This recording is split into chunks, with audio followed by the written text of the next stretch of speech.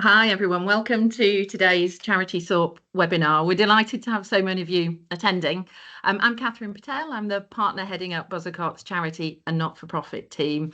Really pleased to have with us today speakers from the Buzzacott charity team, so Eddie Finch and Catherine Peacock. And also joining us is Richard Sagar, the head of policy at CFG. So Catherine and Eddie will be covering some of the changes in the SORP consultation draft, and Richard will round up towards the end with some of the views on the SORP that are coming through from the sector via the CFG membership. So really, in terms of the agenda for today, overall, the aim of the session is to give you an understanding of the key changes arising under the SORP consultation and hopefully highlighting some practical steps you can think about now in advance of this coming in. So we'll cover the core areas of income recognition and lease accounting, which are the main technical changes being driven by the underlying revisions to FRS 102, but we'll also look at the impact on other areas of charity reporting, so including the trustees' report.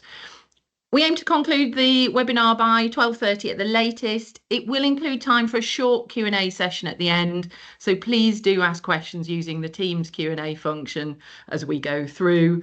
Just to confirm, questions are kept private from other attendees and you all automatically have cameras off and microphones are muted. If there's not chance to take all questions in the session today, we'll ensure these are followed up with answers by emails after today's event. And also just to note that we'll circulate the slides and the recording to attendees afterwards also. Just finally, a note from a housekeeping perspective. This isn't intended to be a replacement for professional advice. So if you do want more technical support and advice around the SORP, then feel free to contact your usual Buzzacott team or submit an enquiry by email or via the enquiry form on our website. There are dedicated forms on there. So let's make a start, and really I'm just going to cover a brief introduction here with a little bit of background in terms of what the implementation of the process so far and the consultation. So if we could just go on to the next slide, please. So in terms of the background, it's the first SORP since 2019, and it has followed a really full review, detailed review by the SORP committee, and it's a long document. It runs to over 300 pages now, and really the core changes planned align the SORP, the charity SORP, with the updated and revised FRS 102. For a really quick overview, the charitysorp.org website includes a summary of how each of the individual SORP modules has changed. So it will looks at whether there are significant changes, more moderate, or just really sort of editorial changes. So FRS 102, the revised FRS 102, comes into effect from accounting periods commencing on or after the 1st of January 2026. So basically 31st of December 26 year ends onwards, and therefore that is also the planned implementation date for the new SORP as well. Significant amount of alignment between the SORP and FRS 102, and each module of the SORP identifies the relevant areas from within FRS 102. So you will need to also go into the detail of FRS 102, particularly if there are some more detailed and complicated transactions. Early adoption is permitted, but the current version is an exposure draft. Currently, it's still part of the consultation period, so there is opportunity to comment. We'd obviously encourage everyone to do so. The closing date for the consultation is the 20th of June, so coming up in about a month's time. So just finally from me, before I hand over to Eddie, just in terms of the next slide and the timetable for implementation of the new SORP. So the exposure draft we're referring to today, that was issued in March, late March this year, and a 12-week consultation period follows. So we're within that at the moment, as I mentioned. 20th of June is the deadline for responses to the consultation that is currently out there. There's a survey on the charitysorp.org website that you can respond to in terms of the consultation. So what happens next? Over the summer, there'll be a review of the responses and potential updates to the SORP as a result of those responses. FRC, Financial Reporting Council approval is required for the SORP, the final SORP. So that should happen around September time, with planned publication of the full final new SORP in October 25. So in advance of that planned effective date of the 1st of January 26 for years commencing on that date or after. So a relatively tight turnaround here in terms of what needs to happen to get the final SORP, and we'll look today at really how this will impact on your reporting and accounting. So I will now hand over to Eddie. Eddie's going to look at some of the introduction of size tiers as part of the SORP, and also some proposed changes to the trustees report. So over to Eddie.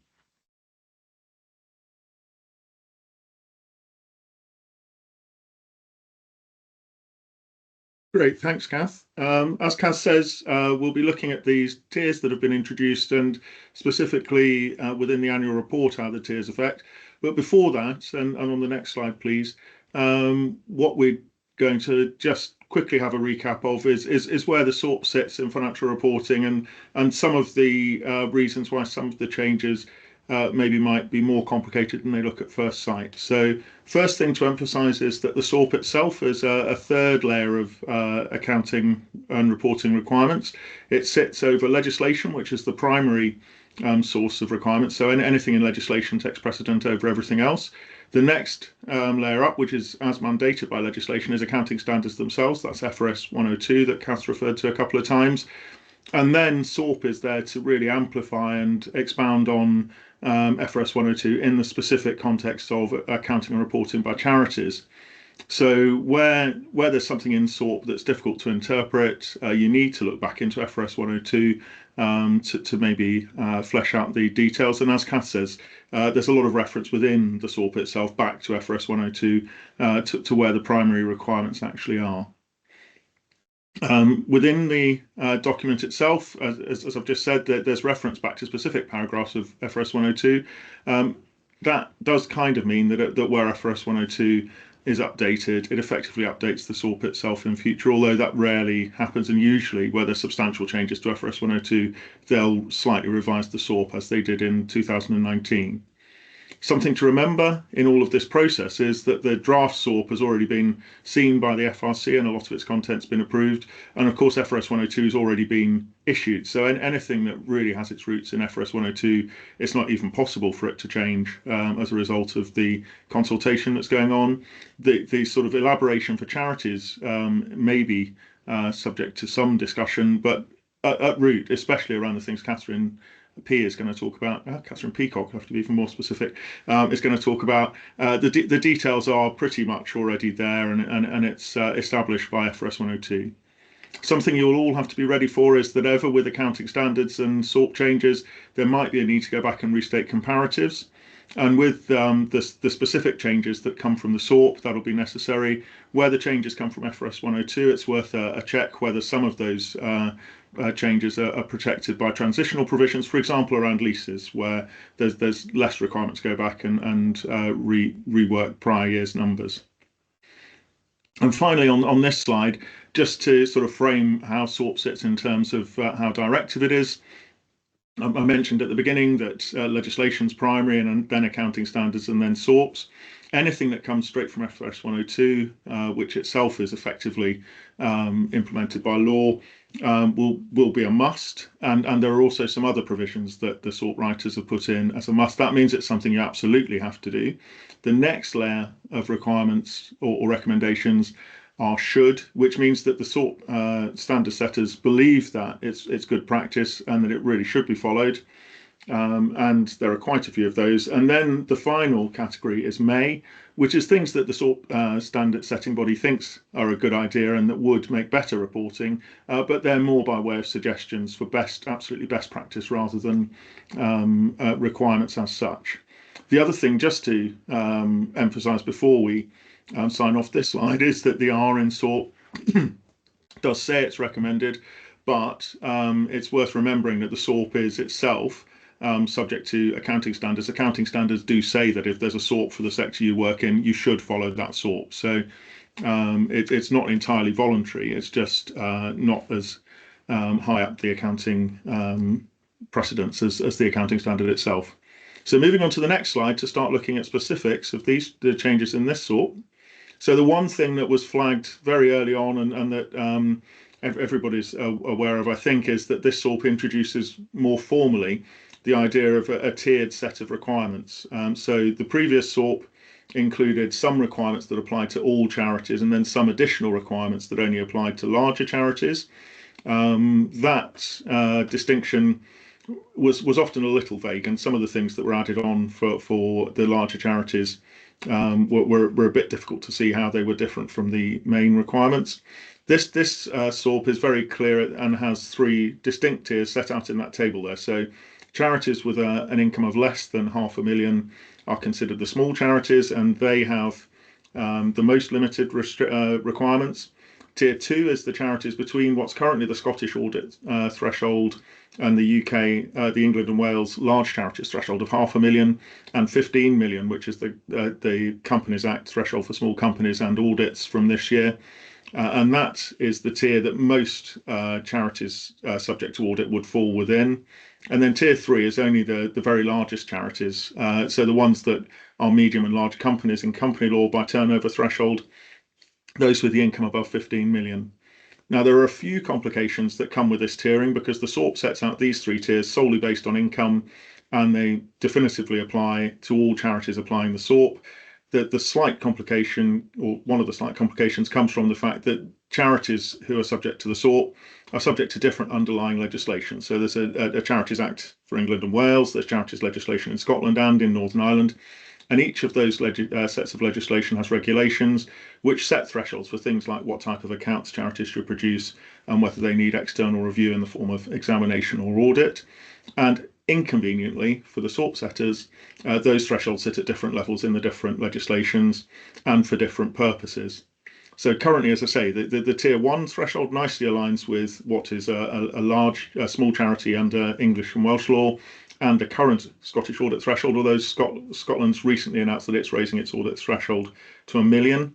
And the upper threshold for tier 2 aligns with the just come into force threshold for a small company. So the threshold at which a company stops being small, starts being medium or large, and requires under company law an audit. Those thresholds change from time to time, and as I've just highlighted, are slightly different across the UK anyway. One of the obvious comments, which I'm sure Richard will come back to, that people have made is it would be a bit more convenient if the tier thresholds were a bit simpler to follow. And I think I've highlighted that myself in my description of the tier 2 threshold, where the first one is a description of the upper threshold and the second one of the lower threshold. So if it confused me, it's probably going to confuse everyone. So the general gist here is that charities will have an increasing amount of detail required as they move through the tiers. As we'll see on the tables for the annual report, the biggest changes will be from those charities that only have to apply tier 1 to those who have to apply tier 2. With far fewer additional requirements for charities in tier 3. One of the biggest changes that might affect charities in practice, though, is highlighted there on the slide, is that the statements of cash flows, which is currently required for all charities that aren't small, is now going to only be required for tier 3, and that will take quite a few organisations out of that requirement to produce that particular statement, with the big caveat that a lot of charities might have an asset base and or a number of employees that take them into the audit threshold, even though their income isn't above the threshold. So that's a general background to the tier system. What you will find in the SORP is that each module sets out at its beginning which tiers need to apply which paragraphs within each module. And in some of the modules, like the annual report module, that there's a useful table as well. And as I've already said, the biggest difference will be between tier 1 and tier 2. And each tier has to follow all of the requirements of the preceding tier, as well as the ones that are added for it. So just to move on then to the specifics around the annual report. So the trustees report is the one thing that SORP really is the master source of description for. The requirements for a trustees annual report are set out in Charities Act and equivalent legislation elsewhere in the UK. There's no requirements around narrative reporting in FRS 102 itself, and the SORP has a lot more detail in it than Companies Act requirements for directors' reports for the smaller companies might have. So what the charity SORP seeks to do is to flesh out the requirements in the regulations in the that accompany the legislation, with specific elaboration of what charities have to include in their annual report. What you'll see is that the overall sections, the headings that people are asked to report against have stayed the same. The detail is broadly similar, but the distinction between what applies to which tiers is a lot clearer. In the current SORP, there's a set of requirements that apply to all charities, and then a separate section that goes on to describe the ones that apply just to those larger charities. In this SORP, there are very specific requirements for each of the 3 tiers. I'll really just try and focus in this part on where there might be differences and where the distinctions are. But if we look first at objectives activities, that's always been the sort of framer for the whole document. In there, the stuff that's required for tier 1 notably includes things like public benefit, general description of impact of volunteers, and the details of what you're doing, including a link through to your finances. So all the bread and butter stuff that you would expect charities to be reporting. And then you'll see that there's no additional requirements for tier 3, and both tiers 2 and 3 are just encouraged to provide more detail on those kind of things with a longer time frame and perspective, and some of the detailed policy stuff, for example, around grant making, social investment, those kind of things. So really, it's a case of more simple reporting for tier 1, more elaboration for the other 2 tiers. Under achievements and performance, as you can see, tier 1, a fairly simple requirement to give a summary of what's going on, and then tier 2 adds in more specific objective kind of assessment, maybe introducing KPIs, etc., and specifically requires an assessment of investment performance. And tier 3, the only thing tier 3 introduces, which was there in the previous SORP anyway, but applied to more charities in the previous SORP, is a requirement to actually give an assessment of fundraising performance and the fundraising cost versus actual revenue generated. But that's only there for the larger charities now. It was there for more charities before.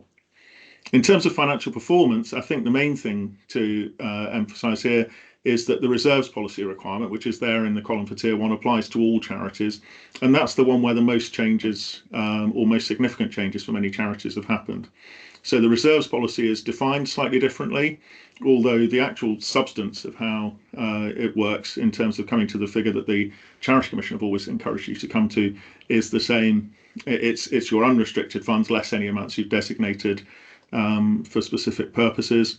What it now requires is an explicit reconciliation of the numbers that you state around your reserves policy in your annual report to the numbers that people will actually see on the balance sheet. And I think that's something that people have found there's often a bit of a gap between.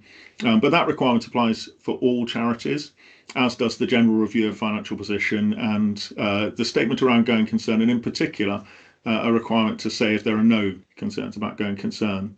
For tier 2, a lot of the things that are familiar from the existing SORP come back in, talking about significant events affecting your financial performance, what the main risks are around achieving your financial performance, and also specific information around investment policy. And the thing there around responsible and ethical policy has been there since 2000. That one's just if you have an ethical or responsible investment policy, you need to make disclosures around it. And a new requirement in this SORP is an explicit requirement around accrued legacy income and including a description of the impact of that on your finances. And again, the additional requirement for tier 3 is not a very significant one, but tier 3 charities, the larger charities, are just required to be a bit more transparent about the impact of things that will happen in the future that could have a significant impact on their finances, that more forward-looking element. So the next slide. So on the next slide, we look at the last few sections of the annual report. Plans for future periods is obviously so unimportant to the SORP setters that it doesn't appear in the list of sections that charities have to report that's in the early bit of the annual report summary. I think that was an oversight, but there is a section that says what charities are expected to include, and it's actually only a couple of requirements, a very general requirement that charities include some kind of indication of what they're planning to do in the future. In terms of structure, governance, management, very similar to the current SORP, simplified requirements for the smaller charities, and then some much more specific requirements around the detail of the structure, how the trustees delegate authority, those kind of things for the larger charities. There's a bit more detail around some of those points, but they are essentially the same as in previous versions. And then the reference and admin is as per previous SORP, so I won't really go into that. The main thing being that the requirement to name the senior management only applies to those largest charities now, which I think is appropriate. They're the ones where that management team probably have the biggest influence that people need to know about.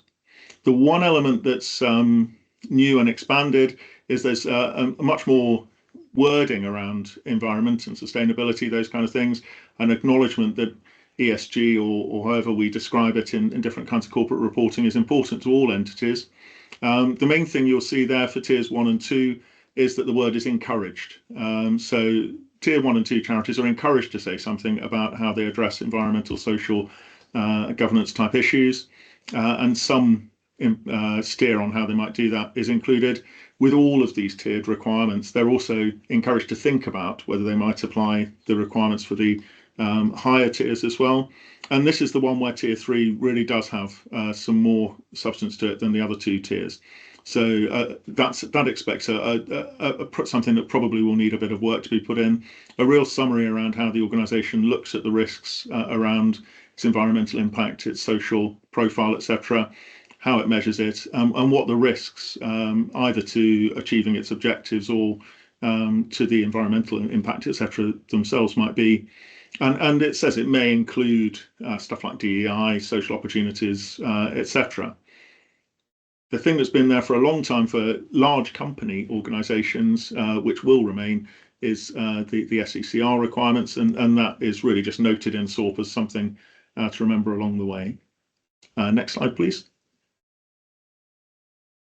So just as a final wrap up on this bit, a few things that might be worth thinking about if you are planning to respond to the consultation yourselves, and certainly will be responding on some of these. Might it be better if the thresholds were more clearly aligned with each other? Might it be better if they were deliberately pegged to other statutory regulatory thresholds, so they changed at the same time those were amended? I think given there's consultations open on all of those thresholds as well at the moment, and some of them have recently changed, that might be really difficult to pull off, but it just means that for charities, there are quite often little bear traps in applying the thresholds that people find they think they're fine under the SORP and then legislation catches them out or something. That might be better got rid of. Do small charities really get given an easy ride, given that a lot of the detail actually does start in tier 1? And then I think that final section, a lot of the feedback that we've heard on the final section around ESG is that the requirements might be a little woolly and fuzzy, and that maybe they could be a bit clearer and more directive. So that's that on the introduction of the new tiering system and the annual report narrative. I'll hand over now to Catherine, who's going to take us through the real meat and drink of the technical changes.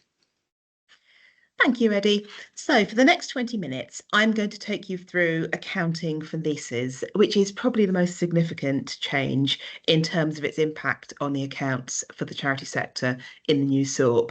And I should just clarify that this is something that will apply to all 3 tiers, and there's no exemptions for smaller charities. So if I can have the first slide, please. The key change is that leases will be brought onto the balance sheet for the first time as an asset, and then there'll be a corresponding liability rather than having the current disclosure as a commitment and then charging the rent as an expense. What I'm going to do today is cover the basics of how this is going to work, how it's going to affect you, and what you need to do about it. There will be quite a lot of preparation needed, and hopefully this will help you have the right conversations both internally and also with your auditors. This change is intended to ensure consistency with FRS 102, which is itself moving closer to the treatment followed under international financial reporting standards. So what will happen is we need to put what's called a right of use asset on the balance sheet, and then a liability, which will be the present value of the future payments. Discounting is going to be a factor here, so you will need to determine an appropriate discount rate, and I'll come back to that later on. The other key impact is rather than a rent expense in your SOFA, Statement of Financial Activities, you'll have a depreciation charge on the right of use asset. And then there'll also be an interest charge each year as the discounting on the lease liability unwinds over the life of the lease. It is going to be quite a significant change. And before we move on, this is still in the consultation phase, but it's been made very clear by the Financial Reporting Council that they don't expect any changes to the non-specific part of this section, as the intention is a consistent approach across all the sectors and all the different SORPs. So at this point, we can assume that this is it, and we need to start our planning. Next slide, please. So how will this affect your accounts? First of all, the key change is that you're going to have increased assets and liabilities on the balance sheet. And this means that if you're close to either the audit threshold or the small company size limits, which do have an asset-based measure to them rather than purely income, then recognising the asset could potentially move a charity above a threshold. And that could trigger either additional disclosure if you go into a medium company rather than a small company, or an audit if you're currently just below the audit threshold. So it's important to know if you're in that situation. So if your charity does have lots of leases, it is worth starting doing these calculations early, just in case there's any unintended consequences. The other impact is that depreciation and interest will be charged instead of rent and operating costs. And because of the way discounting works, the charge in the Statement of Financial Activities is going to be weighted towards the start of the lease. And I'll show you a worked example in a moment. This does also affect the EBITDA measure, earnings before interest, tax, depreciation and amortisation, which is often used by banks as part of their loan covenant calculations. And under the new SORP, EBITDA is likely to increase because instead of paying rent, which isn't added back to the operating result to get EBITDA, the charity will be charging depreciation on the right of use asset. Right of use asset and an interest charge, which are both added back in the calculation. So if your charity has bank covenants, it is worth identifying the impact of on this now and discussing this with your bank reasonably early in case it does infect your covenants. And it's always easier to have those conversations with the bankers early rather than after the event. So next slide, please. The first step in this project is to identify all the leases that the charity holds. A lease is defined in the SORP as being the contractual right to use an asset for a period of time in exchange for consideration. You'll need a complete list of the leases your charity has, including start date, lease term, rent, details of any break clause, rent-free periods, and any other incentives. So quite a lot of information to collate. Once you've got those details, you can start on the detailed calculations. If there's a portfolio of leases in a charity that are all the same or very similar, then you can do this as one calculation rather than individually. But the leases do need to be similar, very similar, so we expect this to be quite rare. I need to mention the possibility. And going in the other direction, if you have one contract with separately leased components, maybe the charity rents 3 floors in a building, or with slightly different conditions, then these should be treated as separate leases. So quite a lot of possible options here. So on the next slide, I mentioned discount rates a moment ago, and the discount rate is the rate used to calculate the present value of future payments. So it recognises the time value of money. For example, the interest rate is if the interest rate is 5% now, £100 today will only be worth £95 in a year's time. That's the basic theory of discounting. The SORP gives a list of possible options, and that list is in the order they expect them to be used. So firstly, the implied interest rate in the lease. This is sometimes stated in the lease itself, or you can calculate it where the leased asset has a clear market price. But in most cases, it really isn't that obvious. So moving on to the next options, these are the incremental and obtainable borrowing rates. And those are the interest rates that you would pay if you're borrowing money now to fund the lease or an existing loan that the charity already has in place. The SORP and FRS 102 do recognise that for some charities, loan rates just don't apply. So the last resort option that we've got is to use the interest rate available on the charity's deposits as the discount rate. Although I should say you do need to consider the other options first before going straight to the deposit rates, however tempting that might be. So as you can see from the slide, I think that the best way to go through this would be an example of how this is actually going to work in practice. So the first point is to identify the cash flows and work out the present value of the future payments. I've tried to go with a relatively straightforward example here to demonstrate the concept, so I haven't included any rent-free periods or lease incentives or anything like that. But the principle is the same. Sadly, discount rates don't do easy numbers, so we've gone with what we've got here. The example is based around a 3-year lease, starting on the 1st of January 2026, with £10,000 a year payable in advance on 1st of January each year. And we've set the discount rate at 5% for this example. So step 1 in the first table is to identify the cash flows. You pay £10,000 every year on the 1st of January. The first payment isn't discounted and doesn't form part of the lease liability. And then your second and third payments are discounted at 5% each year. I've shown the workings in the table. And those give you the total present value of the lease liability. And that's the 18,954 figure, the bottom right-hand corner of the first table. That's your present value of your liability on the lease. The next stage is to calculate the right of use asset, and that's going to be the present value of the liability, so the 18,594, plus the payment at the start of the lease, which gives you 28,594. I'm not going to go through all of the double entry, but we'll just do the first journal on the 1st of January 2026, where you debit the right of use asset on the balance sheet 28,594. You've paid cash of 10,000, so that's credit cash. And then the final element is the creditor for lease liability of 18,594. And at that point, you've got the starting point for your lease workings. And you can see here that the right of use asset and lease liability are almost never going to be exactly the same number, which is going to take a bit of getting used to for us all. So at this stage, in our example, it's 1st of January 26, and we've got the asset and liability onto the balance sheet. So on the next slide, the next stage is at 31 December 2026, and we need to remeasure the value of the liability at the end of the year. We need to calculate the interest charge on the lease liability, which means unwinding the discounting that we did at the start of this process. And the calculation takes the liability at the 1st of January and adds a year of interest using the discount rate. So my calculation, that gives £930, which gets added on lease liability in the creditors. And the other side of that is going to be expenditure, and it's going to be an interest charge.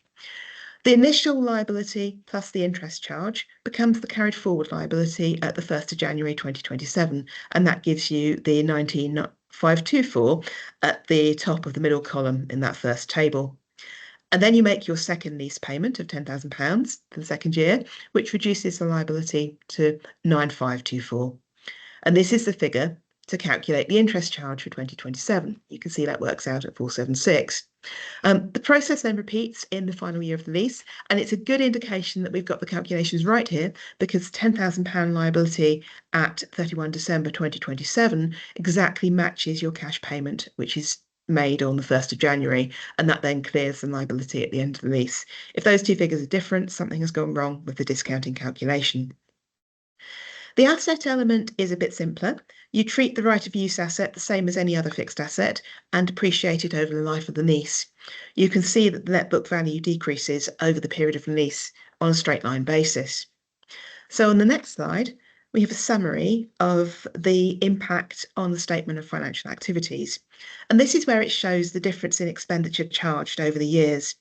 In 2026, there's an interest charge of 930 plus depreciation of 9532, giving a total expense of 10462. Then in 2027, the interest charge reduces while depreciation remains the same. And in 2028, there is just depreciation. You can see that the cost is decreasing gradually over time. Overall, it gives the same total expenditure as before, but expenditure is weighted towards earlier years rather than being spread evenly. So hopefully this gives you an idea of how this is going to work in practice. if I can have, there are some exemptions from this treatment, which will be helpful for the sector as it limits the number of asset and liability calculations to significant leases. So firstly, short-term leases with a term of less than 12 months are exempt, and there's also an exemption for low-value assets. There isn't a specific threshold for this. It isn't linked to materiality in any way, but it is intended to cover items like the coffee machine, the franking machine, all the smaller leases where there isn't a benefit to bringing them onto the balance sheet. And there are some categories that are specifically excluded from being treated as low-value assets. Land and buildings and motor vehicles are the most common ones, but there's also a long list of others. Ships, aircraft and engines, trains, production line equipment, forklifts, cranes, all those sorts of things. Obviously, every charity has lots of. Being a little bit flippant here, for most charities, those won't be relevant.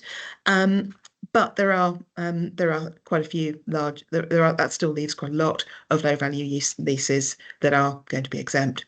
So identifying those short leases and low value leased assets will be key, as those rental costs can continue to be recognised on within expenditure as they're incurred, with no balance sheet asset or liability, and it will save a lot of admin time in identifying small low value leases. So if we can have the next slide.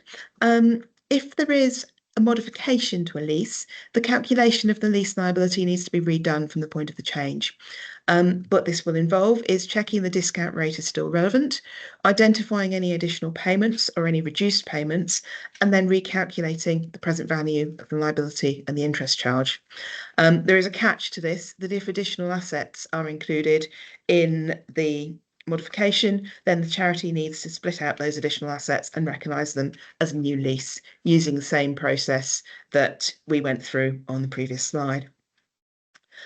So on the next slide, we're going to talk about the charity-specific requirements, because what I've been covering up to now is the standard FRS 102 treatment that is applicable to absolutely everybody in the UK that uses FRS 102. But there are some specific points in the SORP. And the first category is peppercorn leases. And this is where there is no payment for the lease or a very small nominal payment, traditionally one peppercorn if it's requested, but is now often a nominal payment, usually £10. These transactions fall outside the scope of FRS 102 and so they aren't considered to be leases, which I think has to be good news. This means that any rental costs are recognised as an expense as it falls due, and this is the same treatment as at present. So that part is straightforward. Then the second question is, does this constitute a donated asset or service? There's a few questions to answer to determine. Firstly, is this a benefit to the charity? Well, if it's a free office space, for example, and then the second question is, would the charity have actually purchased the asset or service if it hadn't been donated? It's likely that the charity did need some office space, so some money would have been spent on that. If the answer to both of those questions is yes, then the discounted element is a donation of a service or facility which will need to be recognised as a gift in kind, and I'll be talking about income later on. The next point we need to consider is whether actually the peppercorn lease is effectively a gift. If there's no provision for the return of the asset, or there's no rent review, no break clause, no rent increase, then there is a possibility that the substance of the arrangement is actually the gift of an asset. And in that case, the asset will be recognised as a donated asset, either a fixed asset or potentially a heritage asset. So on the next slide, the second category of discounted leases is social donation leases. Discounted leases, in other words. And this is where the rent is below market rate, the peppercorn leases category. In this situation, there will be a lease component treated the same way as the earlier example, and also a donation, which is described as a non-exchange transaction. And that's recognised as income. And again, I'll take you through an example in a moment. But the first thing to identify is the level of discount from the market rent. The lessor might be willing to provide this information, or the charity could compare to similar assets leased by a non-charitable organisation. So, for example, if you rent one floor in a 5-storey office block and the other 4 tenants are all corporates, then their rents will give an indication of market value, which will allow you to determine the donation element that needs to be recognised. And just to make this even more complicated, the donation element is defined in the SORP as the lower of market value and the value to the charity. And this is where judgment comes in, because value to the charity is not a number that can be calculated on a spreadsheet. It's a lot more. So arriving at that value is going to require some thought, and that will need to be documented. But for today, I'm an auditor, so I'm going to stick to the accounting treatment. What happens is the donation element is included in right of use asset calculations, but the actual payments you make are used to calculate lease liability. And this does give a much higher difference between the value of the right of use asset and the lease liability at the start of the lease. And all the donation income gets recognised up front at the start of the lease. So on the next slide, we'll go through another example. In this example, a charity is offered a 2-year lease at £60,000 per year.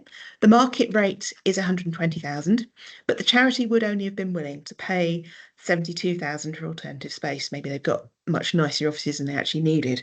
This is the judgmental element, which will depend on a number of variable factors and is very open to interpretation. But leaving that judgment aside for now, what this means for our example is that the non-exchange component is 12,000 per year, and that's the difference between the 72 that the charity would have been willing to pay and the 60,000 that they actually are paying. We're going to use a discount factor of 5% again. So we've calculated the lease liability on the same basis as our previous example using the discount factors, and that gives a total present value of the liability as £111,564. Next, we need to calculate the right of use asset, and that's the present value of the liability. There's no initial payment here, but you add on the £12,000 per year discount, which adds, as 2 years, 12k each year. That adds 24,000 to the right of use asset. I'm not going to go through every stage this time. If we could have the next slide, I can show you the impact on the statement of financial activities. The first thing is in 2027, there is a donation income of 24,000. The full donation is recognised upfront at over the full lease. There's then a depreciation charge, which is on a straight line basis, and interest is charged on the liability at our discount rate. So this gives a net SOFR charge of 49k in 2027 because you've got the 24 of interest and then the 24,000 of donation, then the expenditure for the interest and depreciation gives you net 49. And then in 2028, you've just got the interest and the depreciation expenditure. So that gives a total expenditure of 71k. Over the life of the lease, the cost is the same, but the split is different due to the earlier recognition of the benefit of the discount, but that's partially offset by the decrease in the interest charge over time. And you can see how this compares to the previous treatment, where the rent expense and the donation would both be recognised evenly over the lease term. So looking at the balance sheet in the second table, the right of use asset and the lease liability are both recognised in full at the start of the period, and then they're gradually eliminated over the life of the lease through the depreciation and the unwinding of the lease discounting through our interest charge. And by 31 December 28, both the liability and the asset are reduced to nil at the end of the lease period. So it does look quite different on the balance sheet and SOFR from how this would have appeared in the previous presentation. This is a major change. A lot of charities will be affected and there will be some challenges. So on the next slide, we'll consider the transitional provisions. Thankfully, there's no requirement to restate comparatives for leases, so that gives us a bit of time to do these calculations, but there will be a need to have a note reconciling the opening balances in the accounts when we get as far as implementation. And preparation will be key. I distinctly remember saying that 10 years ago when SORP 2015 came in, but spending some time up front, identifying leases held and the details needed. I've put a list on the slide of all of my suggestions for things to do, but doing that preparation early will be really helpful. So the final slide in this section, please. I know I said earlier that there wouldn't be changes to the overall lease treatment following consultation, but it might be possible for there to be some clarification on some of the details and maybe a review of some of the charity specific points. And the key issues I'd like to see addressed in the final version are around the discounted leases.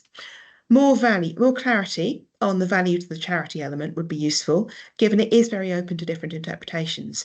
And guidance would be helpful because we'd all like to avoid a situation where outcomes across the sector are inconsistent because different charities are taking different approaches on that judgment. And then the second point is with the recognition of the non-exchange income up front rather than over the life of the lease, because my feeling is that distorts the overall impact on the SOFA because you're recognising that income up front. And then the final point for now, I'm sure I'll think of some more before 20th of June, is I'd like to get some clarification on the treatment of irrecoverable VAT on lease payments. This is a bit of a debate in the sector at the moment, but my feeling is that irrecoverable VAT should be included because it is a cost to the charity, but it would be good to get some clarification so that we can apply that consistently across the sector.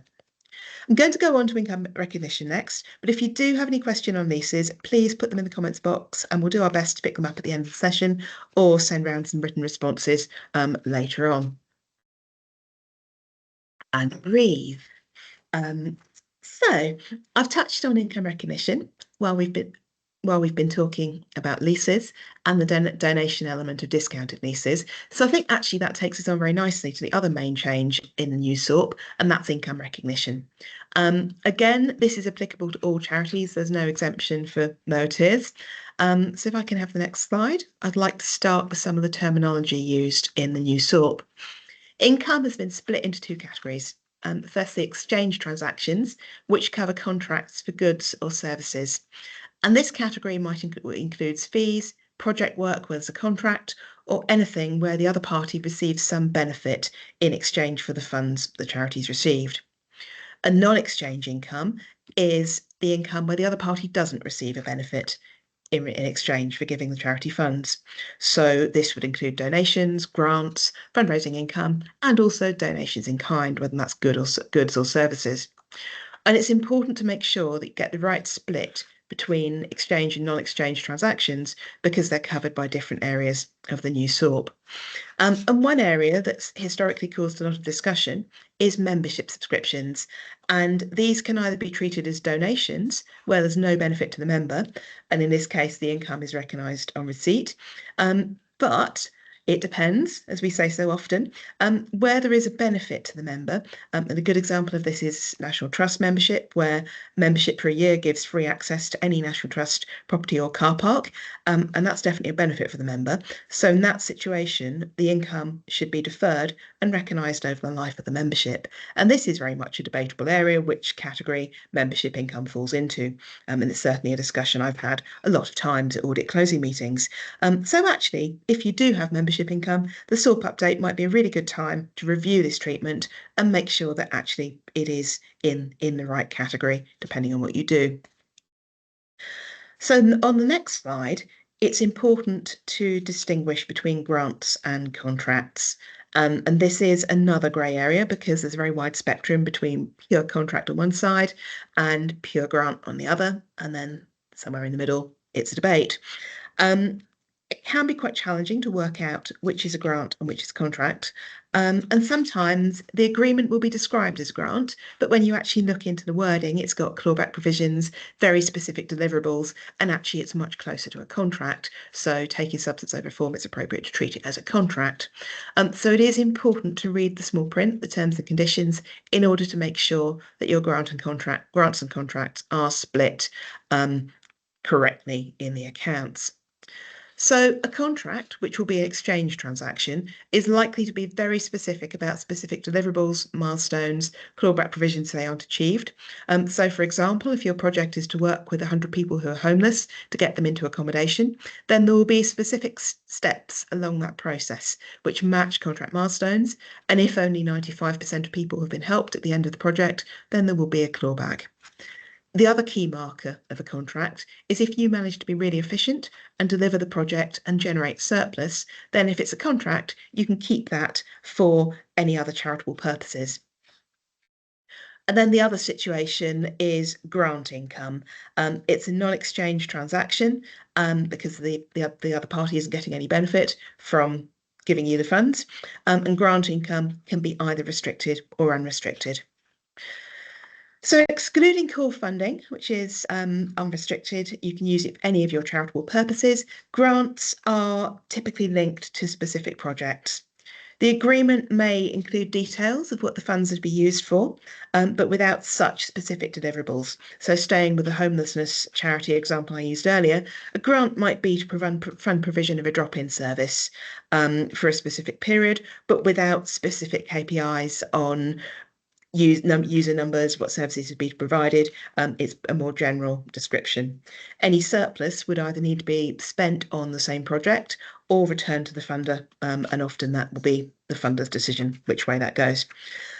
So these are some of the factors that will help you determine whether you've got a grant or a contract, which is going to be important for the new SORP. So the next slide, please. Recognition of exchange income is going to be the next key change in the SORP. What you've got here on this slide is what's called the 5-step model for income recognition. And just like the leases, this is something to align with FRS 102 and international accounting standards.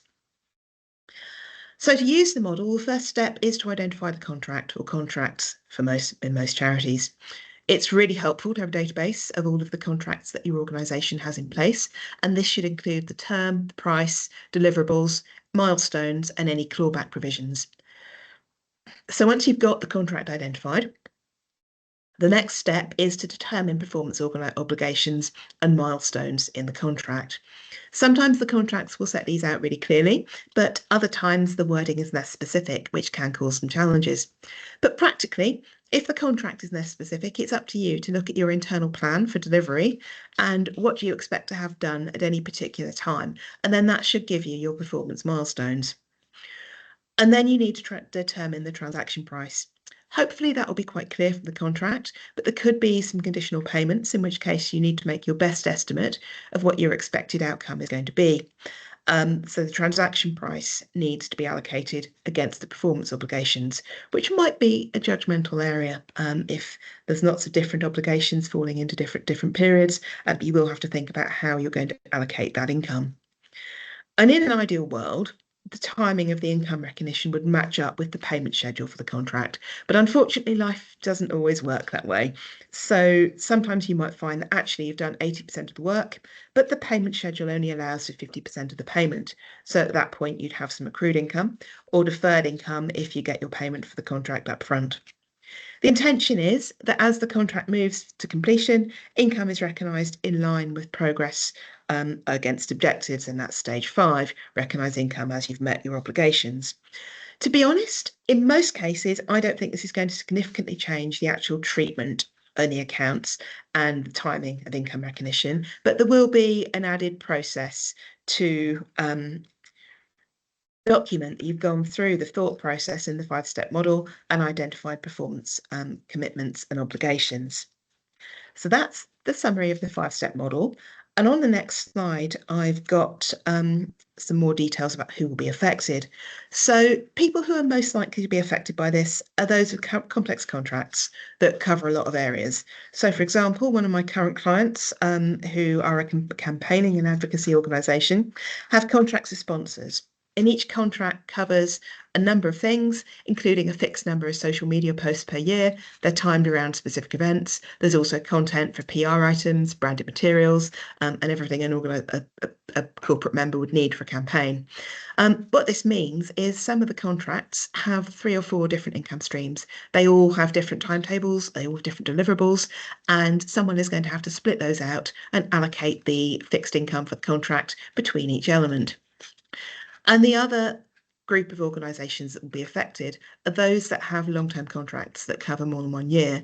And that's where it's going to be particularly important to allocate milestones and progress because the income will be recognised perhaps over 2 or 3 financial years. So getting that cut off in the right financial year is going to be key.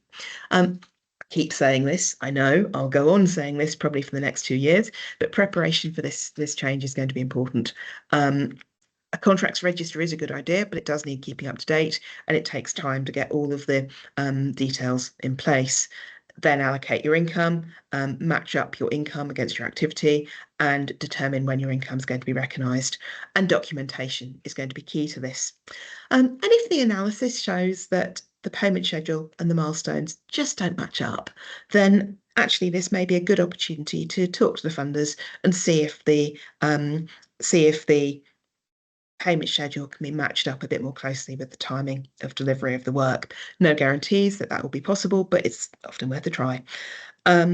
So I think the key message here is prepare early, but don't panic too much about income recognition changes. So if I can have the next slide, please, we'll move on to non-exchange income. And this section covers donations, including goods and services, plus grant and legacy income.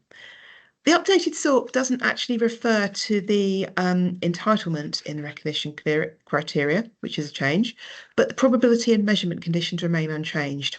And let's face it, it's normally fairly clear when a charity has entitlement to a donation. The SORP is also clear that if there is no future performance obligation, income should be recognised on receipt. It's only where there's a future obligation that unrestricted income can be deferred. So the grant agreement specifically refers to activities to be delivered in 2026. You can defer in 2025. So the wording has changed slightly, but the fundamental concept is the same as the previous version. There's also clarification that if a capital grant comes in before the associated asset is purchased, then you recognise the grant on receipt and the asset purchases get recorded when they take place. So again, no changes there. One other clarification is around donations from subsidiary companies. It's been a very emotive topic in recent years since HMRC changed rules on this. And the new SORP is absolutely clarified that if the gift aid payment hasn't been made before the year end, then documentation of a board decision to make that payment isn't sufficient to accrue the gift aid at the year end. So if you do want to accrue gift aid, you need a formal deed of covenant. This is the current position, but it is helpful to have that formally clarified. And it's also important to remember this doesn't change the tax position as long as the payment is made within 9 months of the year end. So on the next slide, everybody's favourite topic, legacy income. Again, there's no reference to entitlement in the performance conditions, but the criteria are otherwise unchanged. There is now a definition of receipt being probable, which is helpful as that's a key factor in determining whether income should be recognised. And this is that income is probable where probate has been granted on the estate, the executors have determined there's sufficient funds, and any conditions attached are actually within the control of the charity. And something that's come up a lot in various consultation discussions we've been involved in is the impact of post-year end information on legacies. And this is when a legacy is notified pre-year end, and so it relates to the year that is being audited, but the amount can't be reliably estimated. Maybe there's property or some uncertain valuations. And then Murphy's Law cuts in and you get the cash two days before the account's due to be signed. Sadly, this does still count as an update to existing information. So if it is material, you would need to make that adjustment. Much as we would like an arbitrary cut-off for post-year end information, this hasn't changed in the new SORP, and I really don't think it's going to, because that would be inconsistent with FRS 102, with which the Financial Reporting Council won't let us do. We're just going to have to accept that, make our best estimate, and then if there is a late change in its material, adjustment will have to go through. The new SORP does permit a portfolio approach for charities with a large volume of smaller legacies to allow them to assess the amount receivable and the probability overall on a group basis rather than individually. But significant legacies do need to be considered individually, and residual legacies will remain a challenge in terms of timing of income recognition. We've got one additional disclosure for tier 3 charities, those with income over 15 million, where there's now a requirement to include details of significant accrued legacies in the trustees' report. I think that's sensible. It is a judgmental area, and if the charity has significant accrued legacy income, it can affect the working capital, but it is still one more disclosure for us to add in the accounts. The SORP does refer to discounting legacies receivable after 12 months, but to be honest with you, there's an awful lot of uncertainty around the timing of legacy income, and the timing remains highly uncertain for residual estates in particular. So in my view, a charity would have to be pretty certain that income would be received after more than a year to start discounting, but it's an option. It's an option in the SORP. So that's it on legacies for the moment. On the next slide, I'll pick up some of the disclosure requirements in the new SORP, and this is split between non-exchange and exchange transactions. There will be additional disclosure for both. For non-exchange transactions, the SORP requires more details around contingent income and income with any unmet conditions. There's also quite a lot of extra detail on things like volunteer services, donated goods, and any other resources that you haven't recognised. For exchange transactions, the extra disclosure includes a requirement to show contract income as a separate line. As a minimum, I'd see this being in the income from charitable activities note, and also details of performance obligations and how you measure progress. This is likely to be a narrative note below the income from charitable activities table, but there is quite a lot of detail required, and it includes the effects of economic factors, which are a bit of an unknown at the moment. There isn't yet an example of exactly what they're expecting this to look like in the accounts. Watch this space. I hope that's something that will be included in the final version of the SORP. There's also some specific requirements to disclose impairment losses as a separate line above the operating result, which I think is good to have that clear, and also to include details of unmet performance milestones on any contracts longer than 12 months. This could potentially be quite onerous for the sector, so we're going to get detailed guidance on how that might look. And that takes me on very nicely to our consultation response on my final slide in this section.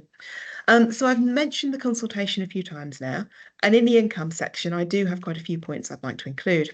Firstly, the 5-step model, and actually also the leases section, repeats a lot of FRS 102.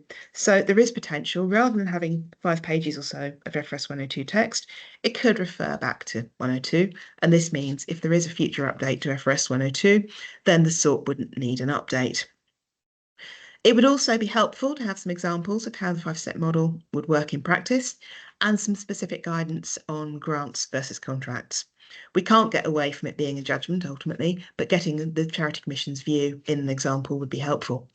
It would also be good to get some examples of the additional income disclosure, as otherwise different charities are going to do different things, and we're going to lose the advantage of consistency across the sector. I know the Charity Commission don't like producing example accounts, as this does risk copying and pasting of what they describe as boilerplate disclosure. And I can see that logic to some extent, but some examples of these new very specific disclosures would be helpful as a starting point.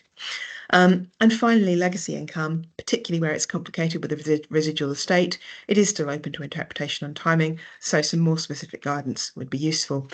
We will be doing a consultation response over the next few weeks, but I'd very much encourage anyone in the sector with views on this to respond to this consultation. So I'll now hand back over to Eddie to take you through the other significant changes in the SORP.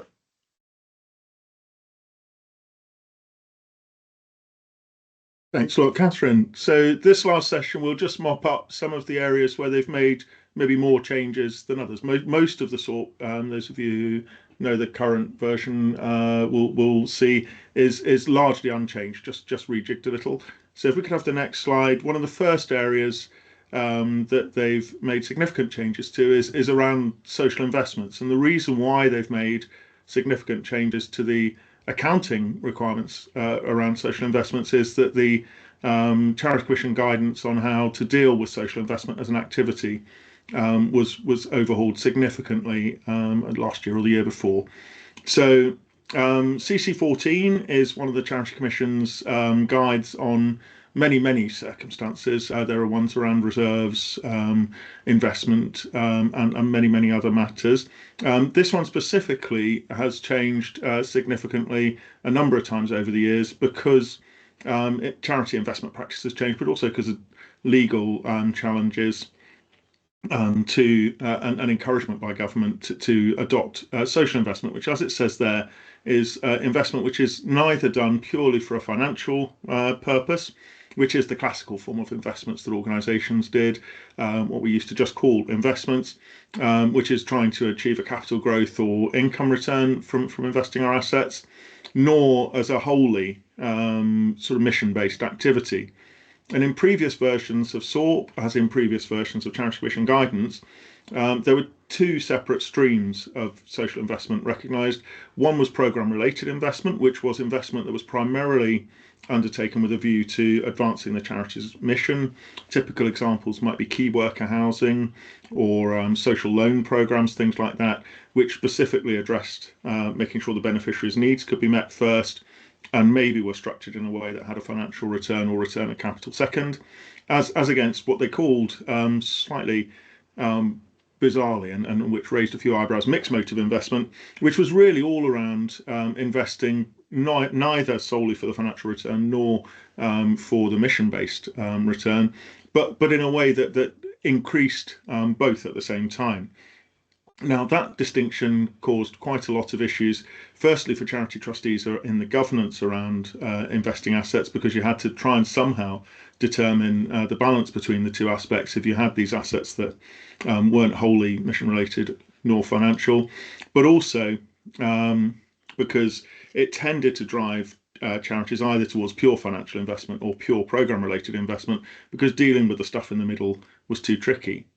Now, as a result of various legal clarifications over the last few years, the Charity Commission and other regulators have decided that it's more appropriate to treat social investments as one broad category of things that fall between pure financial investment and grant making, as it were, and to treat them as for governance purposes and for accounting purposes as one set of things. One of the other things, one of the main things within social investments is property-related investment, and what they've done in the current version is clarify that letting to another charity is a social investment, but if it's also your own premises and you're partly letting it to other charities, you should try and split that between the two. Moving on to the next slide for the sort of changes to the general landscape for social investments. Social investments in shares are quite a common thing. You might invest in micro enterprises overseas, for example, if you're an overseas development organisation, that kind of thing. Very often those shares, by their very nature, are very difficult to value on a market basis. They're very often unlisted, and they're usually in businesses that people wouldn't invest in purely for the financial return by definition, and they're very illiquid. They're not very often traded in the first place. Now, the Charity SORP and FRS 102 include within them a hierarchy of how you should try and fair value your investment assets in shares and similar assets. And that's to start with an open market valuation, so the price that the asset's actually changing hands out in a real market like the stock exchange. If there isn't a market of that type, to look at recent transactions in the same shares as you hold.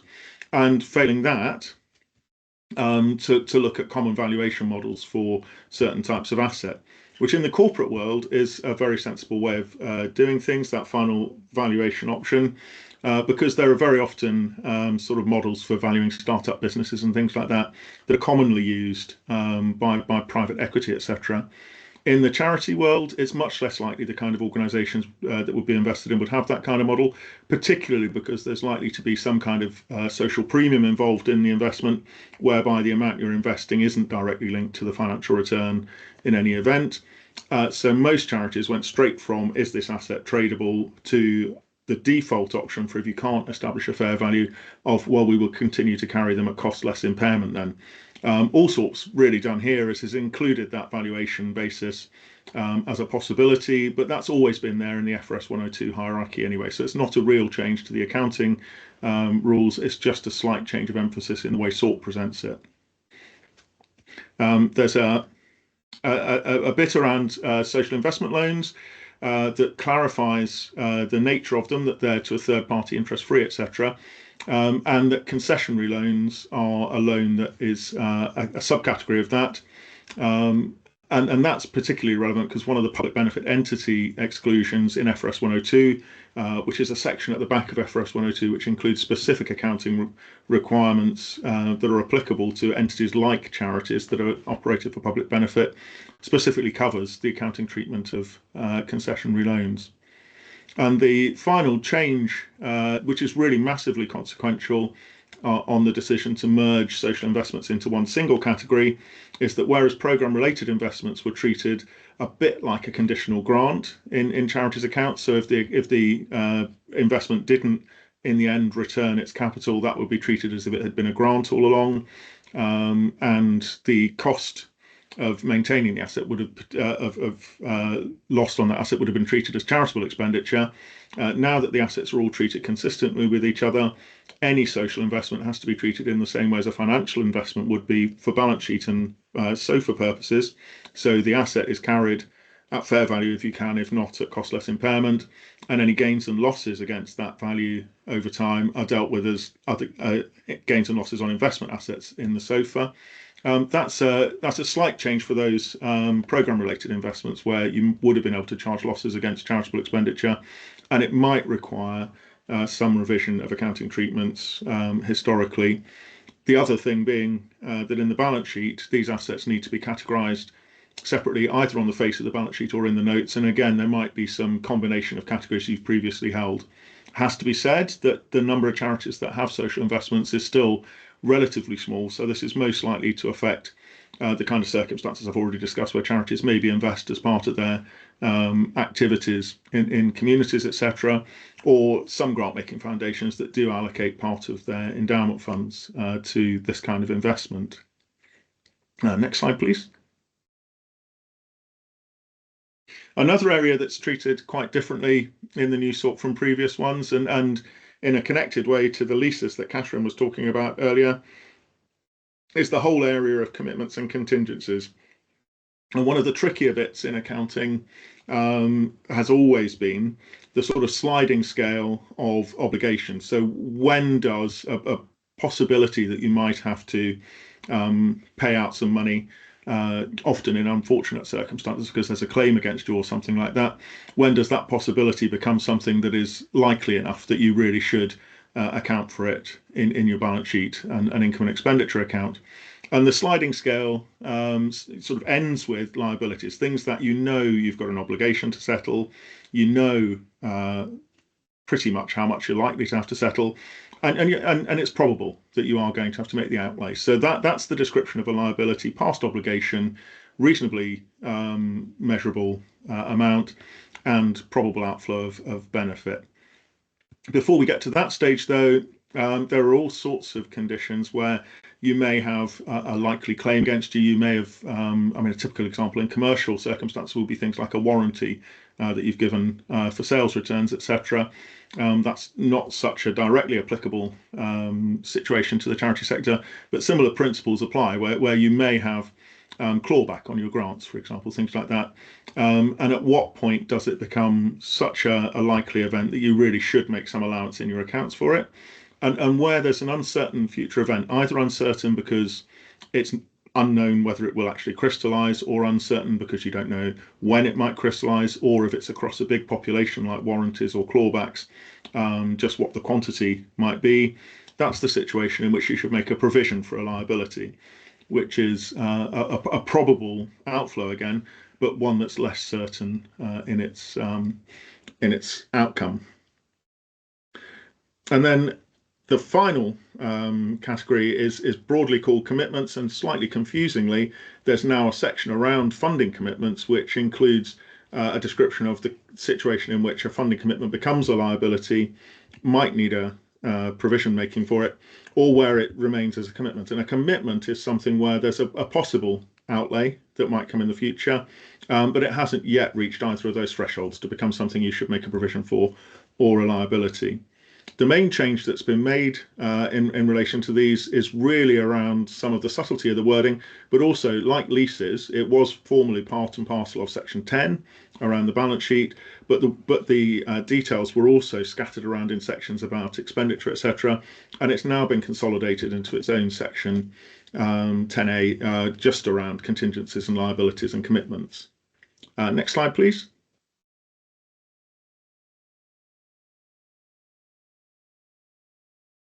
And in the interest of time, next slide, please.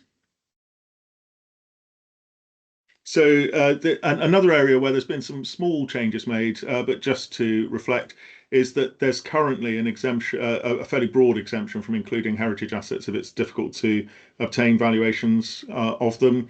That's been narrowed down to being expected to be a very narrow exception in the future. So it might be worth, if you have heritage assets that you currently disclose, looking at those and whether you might need to bring them in.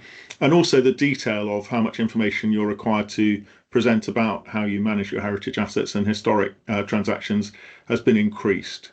So that's an area just to watch out for if you have those kind of assets. And next slide, please. They're getting briefer and briefer, which is very handy because I need to wrap up. So the one thing that we've particularly picked up on that isn't in new SORP, and we would have very much expected, is that the 60,000 threshold as the threshold at which higher paid staff kicks in hasn't been increased. We've noticed, certainly in recent years, a very large increase of the number of people that fall into the first banding, the 60 to 70,000 banding, especially charities based in and around London. I suspect that there'll be a lot of comments in the consultation relating to that one. And could I have the next slide, please? And so I think really here we haven't got any great issues with any of the material that I've discussed. The one area that I think it might be helpful, and we'll suggest in our consultation response to get slightly clearer guidance on, is how these heritage assets, if there are assets that previously have just been disclosed with no valuation given that might need to be put onto the balance sheet, how that process might actually work in practice. But the other, as I say, the other matters I've just mentioned are really fairly straightforward. So at this point, I'm going to hand over to Richard, who's going to give us some insight from the membership of CFG. Well, thanks very much, Ed, and a pleasure to be with you.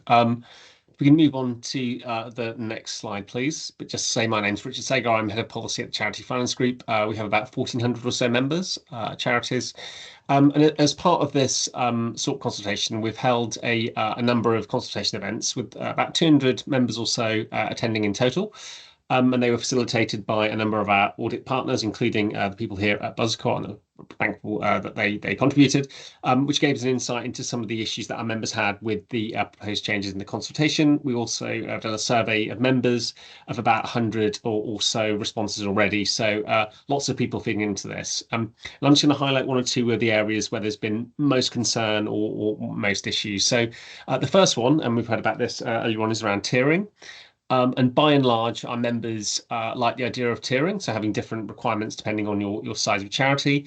But, and there's a big but coming, quite a few issues with it. One notable one is for tier 1 charities, the requirements currently in the SORP are just too onerous. Particularly if you're on the smaller side, you're a small charitable company. So as a result of that, we think there should just be a kind of micro tier for much smaller organisations consisting only of musts. They don't need the added complication of should, may, encourage, and other terminology that the SORP use, but just a really simple guide to what they need to include in their accounts. The exact threshold that can be set is debatable, but certainly below the tier 1 threshold, certainly.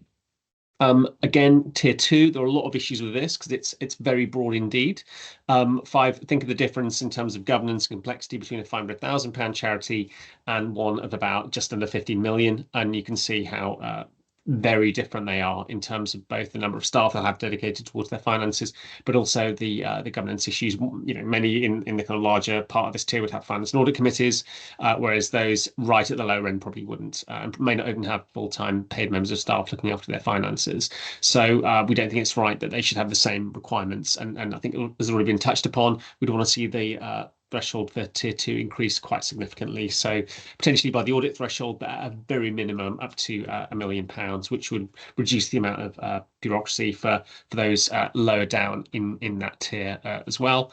As been mentioned, we've already got a financial thresholds consultation underway, and we'll be advocating for the audit threshold to go up as well to that 1.5 million in line with inflation. It's been pointed out there are some differences between the requirements of tier 2 and tier 3 in certain areas, but not that much. So in essence, there's still quite a lot more reporting for those in that kind of lower tier 2 threshold. So the real distinction is between kind of tier 1 and the rest in a sense. And so we again pointing to the it's not proportional that those lower down in tier 2 should have similar requirements to those in tier 3. And another common issue has been that obviously the thresholds currently within the tiering are solely set on income and for 1 year only. So you can just sit either side of those bands of say 500,000 or 50 million, whatever it might be, just for 1 year, and then you'll have fundamentally different reporting requirements, which is a big issue. Obviously, for other things, we're looking at small companies threshold, then it's assets are also considered, and also number of employees amongst others. So you can obviously have a foundation with very large assets indeed, perhaps not necessarily high income, and they might fall into one of the later categories, which might not be fair. And also perhaps they should be considering moving it from 1 year to a number of years. You must hit these thresholds for a number of years as well. For tier 1, as already mentioned, we'd suggest a number of additional bits of guidance might be helpful. So we've already said for micro charities, perhaps a separate sort consisting of must only, perhaps a separate sort for tier 2 and tier 3 would be useful. But perhaps for tier 1, charity accounting templates, perhaps a spreadsheet that just fully complies with the SORP 2026 requirements, just making it as simple as possible for those smaller organisations. So if we move on to the next slide, please. I'll touch on to a little bit around the changes around impact reporting and sustainability. And by and large, members supported the idea of the prompts that were mentioned earlier, and particularly for those who are perhaps new for the sector and in smaller organisations, to help get them thinking about the relevant questions. But there were concerns that this is going to lead to a kind of boilerplate responses from charities. So rather than telling the story of their charity and how they're achieving public benefit, they'll just a kind of tick box exercise of completing those prompts rather than really going into detail about how they're achieving impact. We also thought there could be additional guidance in this area as well about how one looks at impact, particularly for service-based charities, where it might be slightly more difficult to determine that as well. And as mentioned, I think a bit of discretion around charities telling their own story of how they achieve public benefit there as well would help with kind of readability and value of the report. And around sustainability reporting, it's worth noting that the requirements are pretty minimal for all tiers, particularly for tier 1 and 2. There's just a quick sentence or so around encouraging to do things. And for tier 3, it's not entirely clear if it's helpful to include this in the trustees' annual report. A number of members raised concerns that if their charities' objects aren't concerned around ESG, why should they have additional requirements there? So there's kind of a balanced approach. But if they are included for tier 3, it's worth pointing out that they're not onerous at all, and perhaps they could be a bit more ambitious and go beyond what's already written within the exposure draft of the SORP as well. So yeah, there's also a comment for tier 1 and 2 that, and this is a broader point around the SORP. Obviously, we've got the may, should, and must. Very often within the SORP, there's words like encourage and might, which adds to ambiguity, and so make them a may or a should, and that would help, particularly for kind of smaller and mid-sized charities. Can we move on to the next slide, please?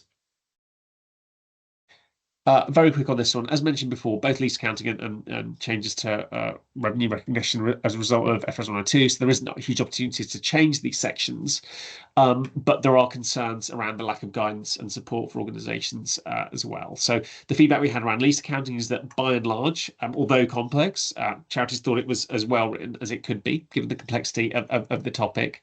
But as mentioned, very complicated for smaller charities. So if there could be additional info sheets that supplement the SORP with fully worked examples, that would be really, really helpful for our members in that area. And around income recognition, it really isn't tailored at all towards the sector, and I think it almost reads as if there's been a find and replace of charity and company, and what's the value of adding that in rather than just referring to FRS 102. I think there was lots of feedback on that point. There was some saying that it's helpful encouraging charities to think about non-exchange transactions, so there is value in it. But having a separate model set of accounts would be very helpful with different kinds of charity in this regard would also be useful, and other SORPs do include them outside of the charity sector, so definitely value there. I'll try and rifle on to the next slide, please, and make some time. So yeah, one or two bits of feedback around the other changes. So additional disclosures around volunteering, concerns raised by a number of charities that they don't currently collect this info, and so it requires additional work for them to do so, particularly for kind of mid-size charities as well. So a bit of concern there amongst members in that section. Reserves, most of the new definition was helpful, but a number of comments were raised by particularly kind of foundations and those with expendable endowments, whether or not it was right to exclude them from that as well. And on Legacy's point, I think keep it very simple, just much more guidance is really helpful, and more word examples. I think that's true across the piece, actually, in many of these areas as well. Some really quick overall comments. One, it's long. It's a lot longer than it was previously, and it's fair to say accounts already have quite a lot of what one member described as clutter within them. So anything we can do to try and reduce that and make it as simple as possible would be preferable. And as mentioned, the requirements for tier 1 charities are probably as onerous in this version of the SORP and in the exposure draft as they have been for previous examples. So yeah, there are concerns raised there. As mentioned a number of times, more examples and tailoring for charities is definitely needed, and to make it as simple as possible to apply these changes. A bit cheeky for me, the next point, but there was talk of the SORP being small charities first, the new SORP. But for some of the requirements, one might argue it's regulator first. I mean, some of the additional disclosures, it's unclear how it's helpful for the readers of accounts or for small charities to include within them. Some of the things around future plans, for example, I understand why the regulator wants to know that, or disclosures around volunteers or sustainability, but not always clear why the readers of accounts would want that. So yeah, just a bit of a provocation there, I suppose, around the new SORP. And this has already been mentioned. The final point, time is very tight for implementation and ensuring the sector is aware of the relevant changes and up to speed. So obviously CFG will be doing a number of trainings over the next, well, from October onwards when we get the new SORP, but it really has been delayed a lot, the whole process. So there are concerns definitely raised by members about making sure they're on top of things prior to that as well. So any support that the regulator can give on that is very, very useful indeed. So yeah, that's a really kind of whistle-stop tour from me around some of our members' feedback. Obviously, they had other thoughts on other issues, but I thought I'd highlight those that were most prominent there. So yeah, thanks very much for giving me the time to speak. Thanks so much, Richard. We are very close to time now. We've probably got just a couple of minutes for some questions. We're looking at the Q&A. Virtually all questions relate to lease accounting. So we're not going to get a chance to come to all of those today, but we will follow up afterwards. As I said, we'll share the slides and the recording, and we'll also respond to all queries that have been raised. Just a couple, Catherine, I'm going to pass to you, but questions around whether all operating leases are likely to be needed to be included in charity accounts on the balance sheet, and if there's no interest rate within the lease, then do charities have to do the present value calculation? Balance sheet liability, is that split less than 1 year, greater than 1 year, and then rent-free periods as well, and how they're factored in? But maybe a quite a quick response, and we can give a fuller response to all of those in the follow-up afterwards. Thanks, Kath. I knew I was going to get questions on leases, so I'll answer as many of these as I can in the next 2 minutes. So the first one around is do you need to do a net present value if there's no interest rate explicitly described in the lease? I'm afraid the answer to that is yes. If you have payments more than a year into the future, then yes, you do. You need to determine your discount rate, which comes on to another question, and do that net present value calculation. I mean, of course, if the lease is short term, if it's less than a year, then it doesn't fall into this anyway. But yes, you do. Discount rate. There's a order in the SORP for what you need to use. First of all, if it's in the lease, then you go to your borrowing rates. And then if that doesn't work because you haven't got loans or you wouldn't want to get loans, then the option is deposit rates. So you go through those three in order. Is the liability split less and greater than 1 year? Yes, it is. Won't try to go back to slide 23 now, but when you get the slides later on, you'll see in my worked example, the liability was split on the balance sheet between less than 1 year and more than 1 year. So yes, you do. Do rent-free periods factor into the lease accounting rules? And the person who asked that question wanted to know whether they were reflected in the discounting or whether it gets averaged over the life of the lease. The answer to that one is when you're identifying all of your cash payments for your discounting calculation, that's actual cash you're actually paying. So if you have a year's worth of rent-free period, your cash payments will start in year 2. So the present value of lease calculations is your actual cash calculations, not what you put into the SOFR charge. So that's where you start. So in some ways, rent-free periods are going to get a bit simpler, but again, it will distort the overall picture on the SOFR if the cash payments are wildly different. There are a number of calculators out there for calculating lease liabilities. The ICAEW are developing one, and they will include things like this. So yes, it does get built into the discounting payments. And final question, do all rental operating leases need to be included? Yes, they do, unless they fall within the less than 1 year or low value assets. So that's why preparation is key here, and identify what does and doesn't need to be included. And I think the one about lease income will address that on an email following the session, because I don't want to run too much more over time. So Kath, I'll hand back to you. Amazing. Thank you, Catherine. So we'll wrap up there. As I said, we'll share any further responses to the Q&A. We'll share the slides and we'll share the recording. But just to say thank you very much for attending today. Thank you to the speakers. Thank you, Richard, for joining as well. Hopefully everyone found it useful. I encourage you to be part of the consultation. You've got till the 20th of June as a reminder. Let us know if you need any support in any of this. Obviously, there will be some things to think through before the SORP is fully implemented. But we'll close for now. Thank you very much. Thank you.